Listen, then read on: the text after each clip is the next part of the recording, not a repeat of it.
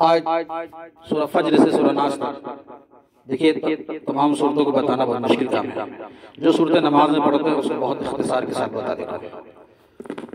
سورہ زلزال کے اندر اللہ نے قیامت کا نقشہ کھینچا ہے، اور جو کچھ بھی ہم رائی کے دانے کے برابر کام کرتے اس کا ہی بدلہ ملے گا، برا کرتے اس کا ہی بدلہ ملے گا. قیامت کے دن ہولناکی کا منظر بیان کیا گیا ہے. سورہ عادیات کے اندر اللہ نے گھوڑوں کی مثال دی ہے. گھوڑا ایک ایسا وفادار جانور ہوتا ہے کہ اپنے مالک کے حقوق پہ چلتا ہے، اپنی جان کی پرواہ نہیں کرتا. لیکن انسان جو اپنے مالک، اپنے خالق، اپنے خدا کو بھول جاتا ہے، اپنے رب کا بڑا ناشکر ہے.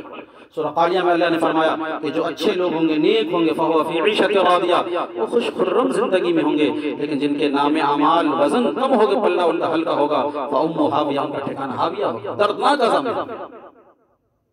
اسی طریقے سورہ تکاثر کے اندر جو مال کی غفلت میں ڈوبے ہوئے ہیں، اللہ تعالیٰ کہتے ہیں انسان کی اتنی خواہش ہے کہ اس کی خواہش دنیا میں رہ کر ختم نہیں ہوگی، بلکہ حتی زرق المقابر، آخرت میں آگے تب جا کے اس کی خواہش ختم ہوگی.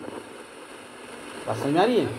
اسی طریقے سے سورہ عصر میں اللہ نے قسم زمانے کی قسم کھائی ہے کہ انسان برباد ہے، تباہ ہونے والا ہے اور خسارے میں ہے. اس تباہی سے، نقصان سے وہی بچ سکتا ہے جو نیک عمل کرے، عمل صالح کرے، حق کی وصیت کرے، آنے والے آزمائش میں صبر.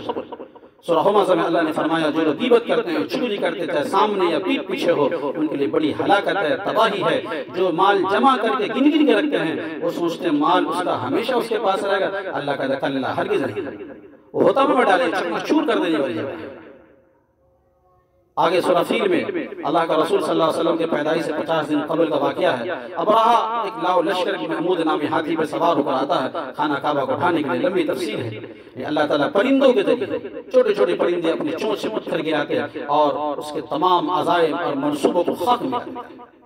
سورہ قریش کے اندر اللہ نے قریش کو کہا کہ زمانہ وہ یاد کرو جب تم دہشت میں تھے، خوف میں تھے، امن نہیں تھا، لوگ سفر کرنے سے ڈرتے تھے. لیکن اس رب نے خانہ کعبہ کی محبت لوگوں کے دل میں ڈالی، لوگ خانہ کعبہ کی طرف آنے لگے. اب تو اس کی وجہ سے تم امن میں ہو، مامون ہو. اب تو چاہیے کہ اس رب کے، اس خانہ کعبہ کے رب کی عبادت کرو. سورہ معاون کے اندر اللہ نے کہا جو لوگ ریاکاری کرتے ہیں، دکھلاوا کرتے ہیں، نام و نمود کے نماز پڑھتے ہیں، ان کے لیے بڑی ہلاکت اور تباہی. سورہ کوثر کے اندر اللہ تعالیٰ، اللہ کا رسول صلی اللہ علیہ وسلم کے صاحبزادے کے انتقال ہوا تھا. لوگ آنا دیتے ہیں نبی صلی اللہ علیہ وسلم کے پیچھے آنے والی کوئی نسل نہیں ہے. اللہ نے فرمایا پریشان نہ ہو، اے نبی ہم آپ کو حوض کوثر عطا کریں گے، آپ اپنے رب کی نماز پڑھ کر یہ قربانی کیجئے، آپ کا دشمن اس کا نام و نشان ختم ہو گیا. سورہ کافرون کے اندر کفار مکہ اللہ کا رسول صلی اللہ علیہ وسلم کے پاس آتے تھے اور کہتے تھے ہم آپس میں کمپرومائز کر لیتے ہیں، چند دن ہم آپ کے رب کی عبادت کرتے ہیں، کچھ دن آپ ہمارے بت کی عبادت کر لیے. اللہ تعالیٰ نے کہا کافروں سے کہہ دیجئے نہ تم میرے خدا کی عبادت کر سکتے ہو، نہ میں تمہارے معبود کی عبادت کرنے والا ہوں، نہ کروں گا. نہیں مانتے مت مانو، تمہارا دین تمہارے لیے، میرا دین میرے لیے.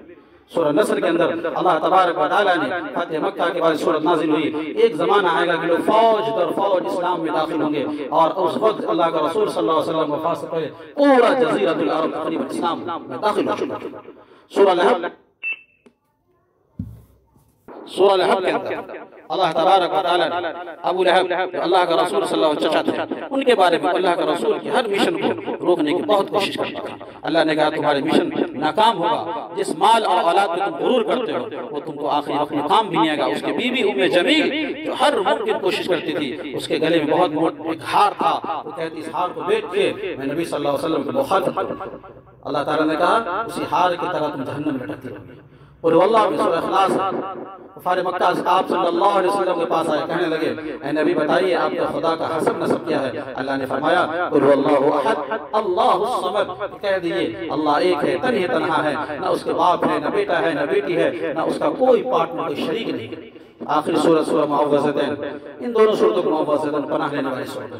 آپ صلی اللہ علیہ وسلم ایک یہودی نے جادو کر دیا تھا، آپ پریشان رہتے تھے. جبرائیل علیہ السلام یہ دونوں سورت لے کے آئے اور ایک ایک گانٹ کھلتا گیا. اللہ کا رسول صلی اللہ علیہ وسلم شفایاب ہو گئے. آپ صلی اللہ علیہ وسلم کا معمول تھا جب تک حیات سے تھے فجر اور مغرب کے بعد اس سورتوں کو پڑھ کے دم کر لیا کرتے. اس لیے آپ بجائے پیر فقیر کے پاس جانے کے ان سورتوں کو پڑھ کے اپنے پہ دم کیے، بچوں کو دم کیے.